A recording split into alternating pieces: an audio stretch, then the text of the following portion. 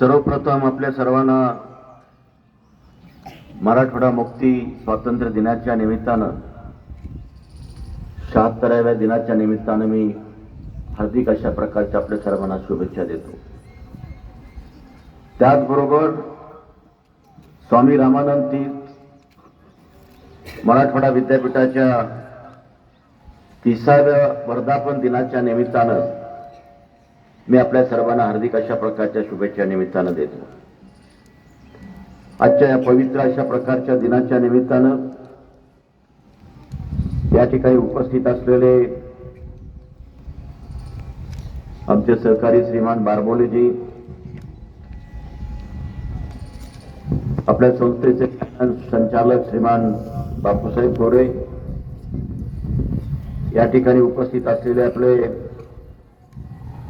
अत्यंत कार्यक्षम अशा प्रकारचे प्राचार्य श्रीमान गोविंदरावजी शिंदे, त्यांचे सहकारी प्राचार्य श्रीमान मारुती सूर्यवंशी, श्रीमान दुसरे प्राचार्य श्री मॅडम प्राचार्य लक्ष्मीकांत गौड, श्रीमान प्राचार्य आमचे स्वामी विवेकानंद इंग्लिश स्कूलचे प्राचार्य श्रीमान लबडे सर, प्राचार्य पांचाळ, आपले समन्वयक श्रीमान विनोदजी जाधव, प्राचार्य श्रीमान बोनगे सर, नवीन आपल्या बी फार्मसी आणि डी फार्मसीचे प्राचार्य श्रीमान रोहित एकटे, या निमित्तानं उपस्थित असलेले प्राचार्य श्रीमान गौड आणि निमित्तानं उपस्थित असलेले सर्व आमचे पालक, मोठ्या संख्येने उपस्थित असलेले आमचे सर्व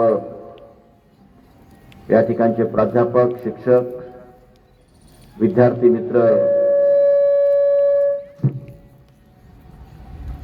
आणि विद्यार्थी मित्रांनी उपस्थित बंधू आणि भगिनींनो,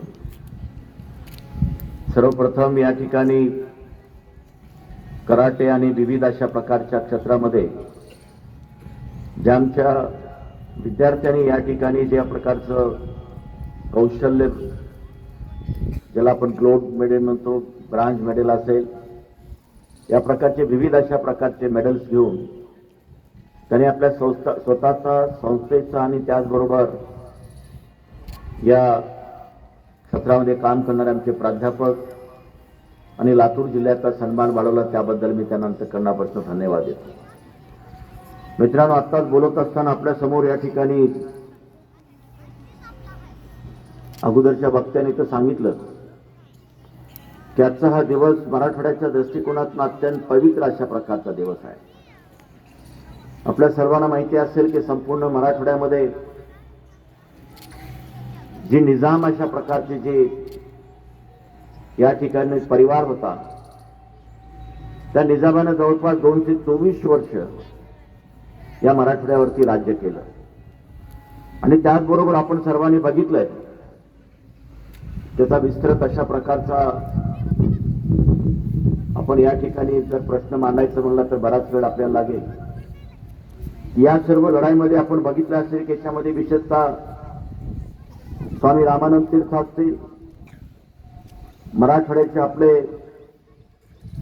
मान्य गोविंदभाई श्रप असतील किंवा आपल्या लातूर जिल्ह्यातले अनेक अशा प्रकारच्या महामानवांनी आणि विशेषतः आर्य समाज संस्थेच्या माध्यमातून या ठिकाणी या निजामाला हकलून देण्यासाठी खूप मोठा अशा प्रकारचा लढा उभारण्याचं काम या सर्व स्वातंत्र्य सैनिकांनी या ठिकाणच्या देशभक्तांनी केलेलं आहे। आणि याला खऱ्या प्रकारची, चांगल्या प्रकारची साथ जर कोण दिली असेल तर देशाचे त्यावेळेचे गृहमंत्री सरदार वल्लभभाई पटेल यांच्या अत्यंत प्रभावी अशा प्रकारच्या सहकार्यामुळं निजामाला शरण यावं लागलं आणि त्या ठिकाणी आपला मराठवाडा मुक्त झाला आणि खऱ्या अर्थानं आपल्या सर्वांना या ठिकाणी आपण बघितलं असेल एक फार मोठा आनंद त्या निमित्तानं झालेला आहे। आपण सगळ्यांनी बघितलंय की 17 सप्टेंबर 1948ला मराठवाडा स्वतंत्र झाला आणि भाषावर प्रांत रचनेच्या माध्यमातून त्या ठिकाणी संपूर्ण देशभरामध्ये आणि विशेषतः महाराष्ट्रामध्ये ज्या प्रकारची रचना करण्यात आली, त्यामध्ये मराठवाडा हा बिनशर्त अशा प्रकारचा महाराष्ट्रामध्ये सामील झाला. त्यावेळेचे मुख्यमंत्री कैलासवासी यशवंतराव चव्हाण साहेबांनी या ठिकाणी मराठवाड्याच्या या सगळ्या औदार्याचं आणि अशा प्रकारच्या निरपेक्ष भावनेचं कौतुक त्या निमित्तानं केलं आणि त्यांनी त्या पद्धतीने अशा प्रकारचं सांगण्याचं काम त्यांनी त्या निमित्तानं केलं की घटनेच्या 371(2) तरतुदीप्रमाणे लोकसंख्येच्या प्रमाणामध्ये तुम्हाला या ठिकाणी शासकीय नोकऱ्या दिल्या जातील, आर्थिक विकासासाठी तुम्हाला तशा प्रकारचं आर्थिक बजेट तुम्हाला दिलं जाईल. या प्रकारची घोषणा त्यांनी आपल्या त्यावेळेच्या विधानसभेमध्ये करण्याचं काम त्यांच्या पद्धतीनं केलेलं आहे. आणि म्हणून आज आपण बघतो की आज मराठवाड्याचं या ठिकाणी एक वेगळ्या प्रकारचं अस्तित्व संपूर्ण भागामध्ये या ठिकाणी निर्माण झालेलं आहे. या संदर्भातल्या प्रश्नाला अधिक अशा प्रकारचे वाचा फोडण्यासाठी, जनतेपर्यंत पोहोचण्यासाठी आम्ही जननायक संघटनेच्या वतीनं 15 जून 2019ला मराठवाडा विकास परिषद घेतली.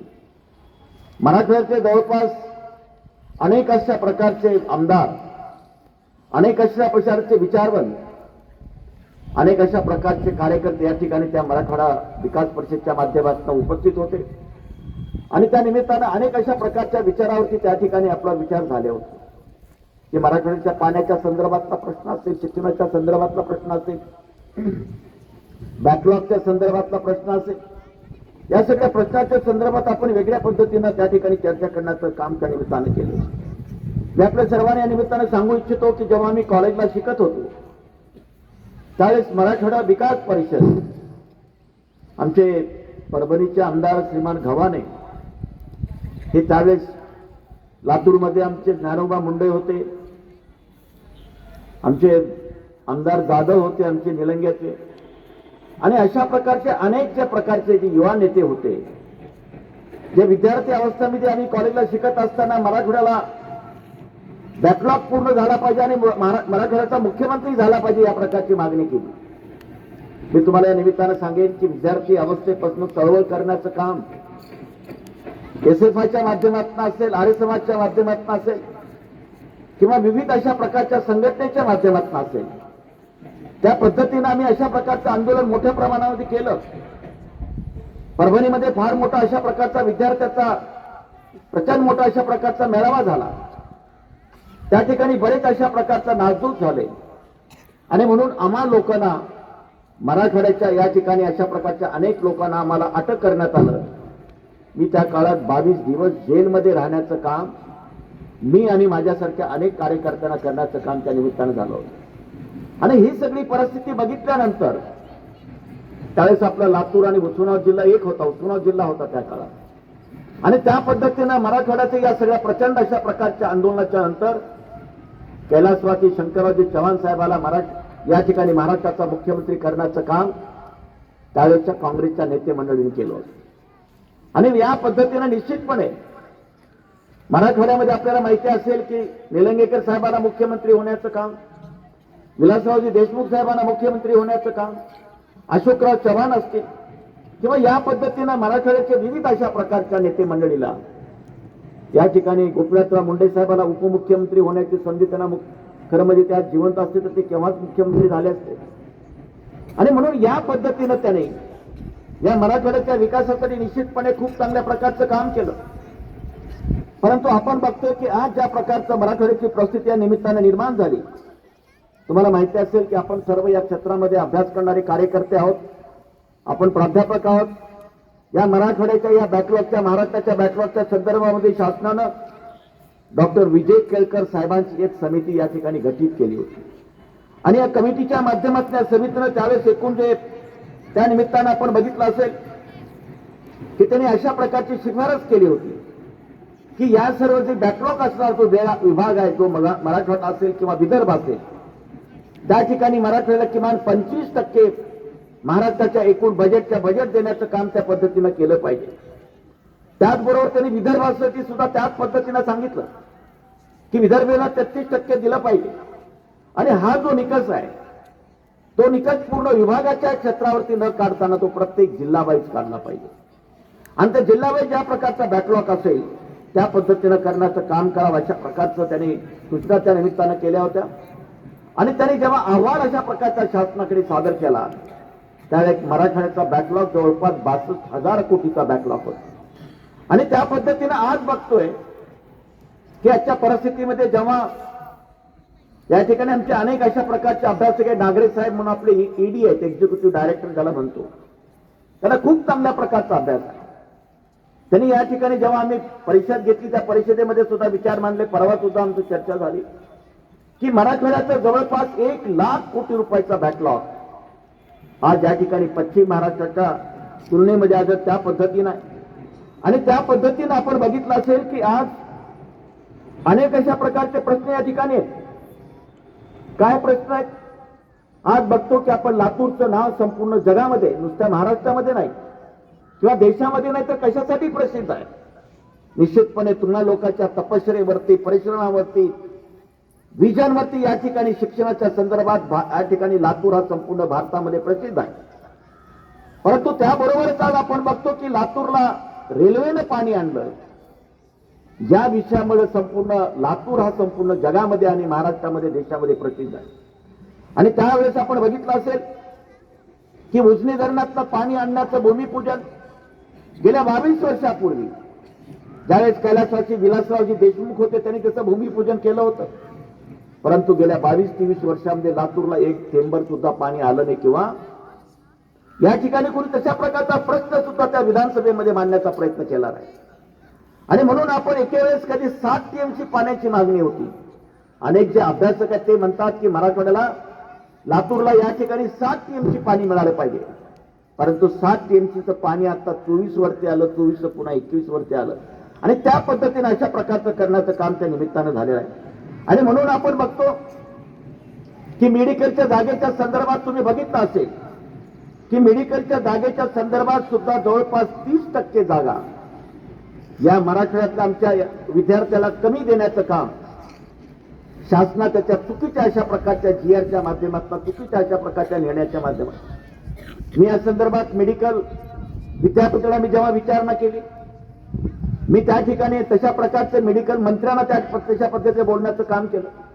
परंतु कुणालाही माहिती नव्हतं की कशामुळे आपण एवढे कमी जागा मराठवाड्याच्या विद्यार्थ्यावरती अन्याय करून देण्याचं काम करतोय. आणि त्यावेळेस तशा प्रकारचं आम्ही प्रकर्षाने मागणी करण्याचं काम केलं. तेव्हा कुठं आमच्या या मराठवाड्याच्या विद्यार्थ्यांना मेडिकलमध्ये एक चांगल्या प्रकारची संधी देण्याचं काम त्या माध्यमातून केलं. आणि म्हणून मी आपल्या सर्वांना निमित्तानं सांगू इच्छितो की आज अनेक अशा प्रकारच्या जागा कमी देण्याचं काम केलं.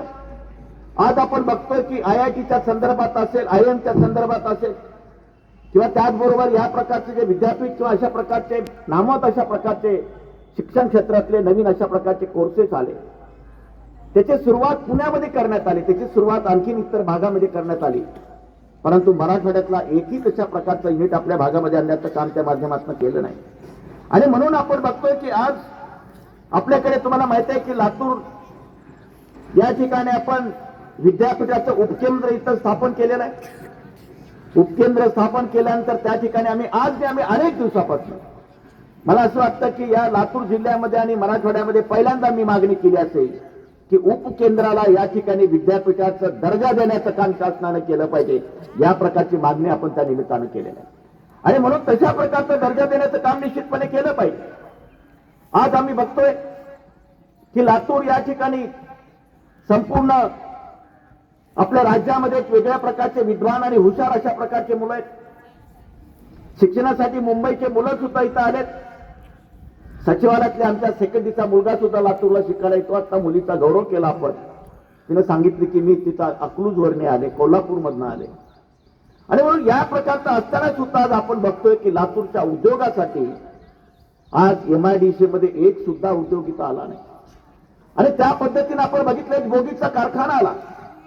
मी कालच जेव्हा एका आमदाराचं स्टेटमेंट त्या वृत्तपत्रामध्ये वाचलं, त्यानंतर मी आमच्या काही अधिकाऱ्याशी मी जेव्हा येत असताना मी फोनमधनं त्यांना विचारण्याचा प्रयत्न केला. त्यांनी सांगितलं की बोगीच्या कारखान्याच्या संदर्भात आता रशियाचे उद्योजक, रशिया सरकार आणि भारताचं जे सरकार आहे आपलं रेल्वेचं सरकार, रेल्वेचे मंत्री, उद्योग या ठिकाणी रशिया आणि रेल्वे भारत यामध्ये समन्वय होऊन या ठिकाणी तो उद्योग या ठिकाणी सुरुवात करण्याचं काम ताबडतोबीने केलं झालं नाही.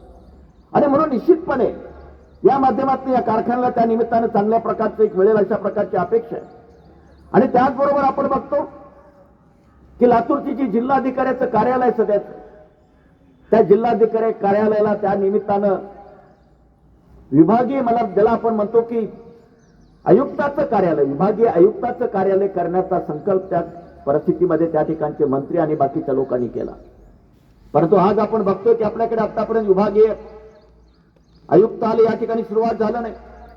आणि म्हणून या सगळ्या परिस्थितीवरती मात करण्यासाठी आम्ही अशा प्रकारची मागणी माननीय मुख्यमंत्र्यांना, तशा प्रकारचं निवेदन आपण ज्यावेळेस इथं ते संभाजीनगरला आले होते, आपल्या मला वाटतं 17 सप्टेंबरच्या निमित्ताने कॅबिनेटची मिटिंग तिथं झाली होती अगोदर, त्यावेळेस त्यांना लेखी अशा प्रकारची मागणी केलेली आहे की तुम्ही लातूरला आणि मराठवाड्यातल्या या भागातल्या काही जिल्ह्याला आपण ECZचा दर्जा देण्याचं काम केलं पाहिजे. काय ECZ आहे, ज्याला आम्ही ECZला म्हणतो economic special zone. Economical special झोनच्या माध्यमातून ज्या प्रकारच्या सवलती या ठिकाणच्या उद्योगाला देशातल्या आणि जगातल्या दिल्या जातात, त्यामुळे आज जगातले अनेक अशा प्रकारचे उद्योगपती आपल्या इथे येतात. आज तुम्हाला कदाचित माहिती असेल की जगामध्ये सर्वात जास्त तरुण जर कुठं असतील तर ते भारतामध्ये, आणि जगामध्ये सर्वात जास्त या ठिकाणी गुंतवणूक करण्याचं काम जर कुठं होत असेल ते भारतामध्ये होत आहे.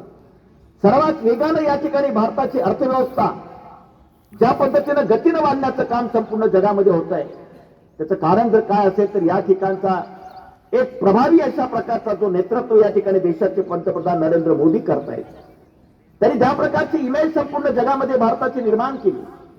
आणि त्यामुळे तुम्ही बघताय की जगातले आज 88% लोक या ठिकाणी पंतप्रधान आणि देशाला पसंत करण्याचं काम, लाईक करण्याचं काम करतायत. आणि त्यामुळे आपण बघतो की आज जगात भारत या ठिकाणी 5व्या क्रमांकावर आहे, जो कधी काळी 11व्या 12व्या क्रमांकावरती होता. येणाऱ्या काळामध्ये मी आपल्याला सांगेन की ते 4 महिन्यामध्ये भारत 3ऱ्या क्रमांकावर जाईल आणि 2031 पर्यंत भारत जगातली महासत्ता बनेल.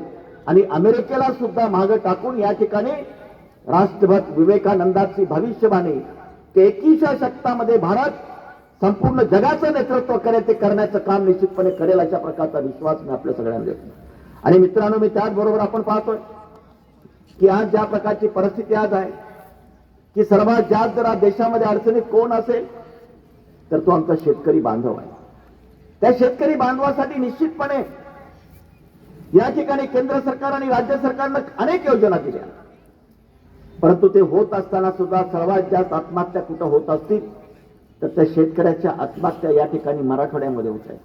आणि म्हणून त्याला बंधन घालण्याच्या माध्यमातून मी आपल्या निमित्तानं अशा प्रकारचं सांगू इच्छितो की आपला जो मराठवाडा वैधानिक विकास मंडळ आहे, तो वैधानिक विकास मंडळ गोविंदभाई श्रापच्या आग्रहामुळं त्यावेळेचे पंतप्रधान PV नरसिंहराव साहेब त्यांनी अशा प्रकारचं वैधानिक विकास मंडळ, ज्याच्यामध्ये विदर्भ अशा प्रकारचं वैधानिक विकास मंडळ असेल, मराठवाडा असेल किंवा उर्वरित महाराष्ट्र असेल, या प्रकारचं वैधानिक विकास मंडळ निर्माण करण्याचं काम झालं. परंतु 2020 पासून या वैधानिक विकास मंडळाची मुदत संपलेली आहे. मुख्यमंत्री आणि बाकीच्या लोकांना मी लेखी पत्र दिल्यानंतर मला तशा प्रकारचं उत्तर त्यांचं आलं आणि त्यांनी सांगितलं की आम्ही राष्ट्रपतीकडे तशा प्रकारची मागणी केलेलं पत्रही मला त्यांनी पाठवलं. निश्चितपणे तशा प्रकारची मागणी महाराष्ट्राचे मुख्यमंत्री एकनाथराव शिंदे असतील किंवा अगोदरचे मुख्यमंत्री देवेंद्र फडणवीस असतील, त्यांनी तशा प्रकारची मागणी केलेली आहे. परंतु राष्ट्रपतींना अद्याप तशा प्रकारचं मान्यता या वैधानिक विकास मंडळात दिलेलं आहे. आमची आग्रहाची अशा प्रकारची मागणी असणार आहे की त्यांनी 100% या ठिकाणी वैधानिक विकास मंडळाला मान्यता देण्याचं काम केलंच पाहिजे कुठल्या परिस्थितीत, अशा प्रकारची आमच्या निमित्तानं मागणी असणार आहे. आणि म्हणून मी आपल्या सर्वांच्या निमित्तानं सांगू इच्छितो की मराठवाड्याला जर खऱ्या अर्थानं जर पुढे घेऊन जायचं असेल तर मराठवाड्याच्या बाबतीमध्ये जसं आता मी आपल्या सर्वांना सांगितलं की या ठिकाणी वॉटर ग्रीड योजना देवेंद्र फडणवीसांनी या ठिकाणी मराठवाड्याच्या 8 जिल्ह्यासाठी जवळपास 24,000 कोटीची योजना की ज्याच्यामध्ये शेतीला पाणी मिळणार आहे, उद्योगाला पाणी मिळणार आहे, पिण्यासाठी पाणी मिळणार आहे, अशा प्रकारची 24,000 कोटीची योजना त्यांनी केली होती. उजनीच्या धरणाच्या पाण्याचं काम त्या माध्यमातून आहे. त्याचबरोबर ते ताबडतोबीने आणण्याचं काम केलं पाहिजे. उजनीचं पाणी ते या ठिकाणी आपल्याकडे गोदावरी आणि कृष्णा अशा प्रकारचे खोऱ्याचे नाव आहे.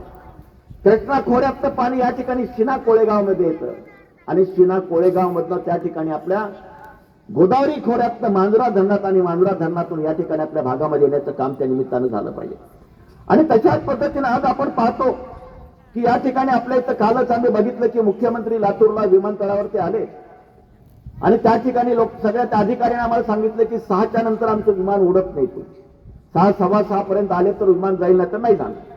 म्हणून त्या विमानाची एक वेगळ्या प्रकारची दुरुस्ती करून त्या निमित्तानं त्याला वेगळ्या प्रकारचं देण्याचं काम या ठिकाणी निश्चितपणे करण्याचं काम आपण केलं पाहिजे. आणि म्हणून मी आपल्या सर्वांना सांगेन की आज जेव्हा आम्ही उद्योजकांना तशा प्रकारची मागणी करतो की तुम्ही लातूरमध्ये अशा प्रकारचे उद्योग सुरुवात करा, ते उद्योगपती आम्हाला सांगतात की तुमच्या इथं पाण्याचा मोठा प्रश्न आहे आणि आम्ही येऊन तिथं कशा प्रकारचे उद्योग सुरुवात करणार, तुमच्या इथलं विमानाचं अशा प्रकारची परिस्थिती आहे. आणि म्हणून या सर्व गोष्टीचं सारांश आपण जर बघितलं की निश्चितपणे आपण या निमित्तानं सांगू इच्छितो की या माध्यमातून आपण खऱ्या अर्थानं मराठवाड्याच्या या पद्धतीनं आज मराठवाड्याच्या विभागीय स्टेडियमचा प्रश्न या निमित्तानं आहे, पाण्याची परिस्थिती या निमित्तानं आहे. आणि तुम्ही बघितलं असेल की पाण्याच्या संदर्भात ज्या प्रकारचा रिपोर्ट या ठिकाणी आपण पाहतो तर पाण्याचं प्रमाण मराठवाड्यामध्ये फक्त 6% आहे. तुम्ही कोकणामध्ये बघितलं असेल तर ते 76% आहे आणि आपण विदर्भामध्ये बघितलं जवळपास 18% या ठिकाणी अशा प्रकारचं काढलं जातं. आणि म्हणून आमचा जो अनुशेष आहे तर तो अनुशेष केंद्र आणि राज्य सरकारनं भरून काढण्याचं काम त्या माध्यमातून केलं पाहिजे. मित्रांनो, आपल्या सर्वांना सांगेन की खऱ्या अर्थानं मराठवाडा हा एक संतांची भूमी आहे. या ठिकाणी संत ज्ञानेश्वर असतील, नामदेव असतील, एकनाथ असतील, जनाबाई असतील, आद्यकवी मुकुंदराज असतील किंवा चक्रधर स्वामी असतील, या संतांनी खऱ्या अर्थानं फक्त मराठवाड्यासाठी नाही तर त्रिलोकातल्या मानव जातीसाठी एक वेगळ्या प्रकारचा संदेश देऊन या ठिकाणी खऱ्या अर्थानं आपल्याला जीवनाचा उद्धार करण्यात अशा प्रकारचं मार्गदर्शन केलं. आपण बघितलंय की संत ज्ञानेश्वर वयाच्या 16व्या वर्षी त्या ठिकाणी समाधी घेण्याचा प्रयत्न त्यांनी केला, परंतु त्यांच्या बंधूनं, त्यांच्या असलेल्या भगिनीनं त्या प्रकारची विनंती केली आणि म्हणून ते 21व्या वर्षी त्यांनी आपली समाधी घेण्याचे काम, जीवन समाधी, एक अशा प्रकारचे दैवतुल्य अशा प्रकारचे महात्मे या मराठवाड्यामध्ये आपल्या भागामध्ये होऊन गेले. आणि म्हणून या निमित्तानं मी आपल्या सर्वांना अशा प्रकारचं मागणी या निमित्तानं करू इच्छितो की निश्चितपणे महाराष्ट्राचे मुख्यमंत्री असतील किंवा महाराष्ट्राचं सरकार किंवा केंद्रात असेल, या निमित्तानं अशा प्रकारचं आव्हान आपल्या सर्वांच्या माध्यमातून करू इच्छितो की खऱ्या अर्थाने या मराठवाड्यातील जनतेला न्याय जर द्यायचा असेल तर ह्या मराठवाड्याचा जो वैधानिक विकास मंडळ आहे त्या वैधानिक विकास मंडळाची पुनर्स्थापना करण्याचं काम आणि या ठिकाणचा जो आमचा जवळपास 1 लाख कोटीचा जो बॅकलॉग आहे तो बॅकलॉग पूर्ण करण्याचं काम या निमित्तानं करावं आणि खऱ्या अर्थानं या मराठवाड्याला न्याय देण्याचं काम करावं अशा प्रकारची अपेक्षा मी या निमित्तानं करतो. आणि पुन्हा एकदा मी आपल्या सर्वांच्या शुभ दिनी मी अंतःकरणापासून लाख लाख शुभेच्छा देतो आणि माझ्या विचाराला विराम देतो. जय जय महाराज.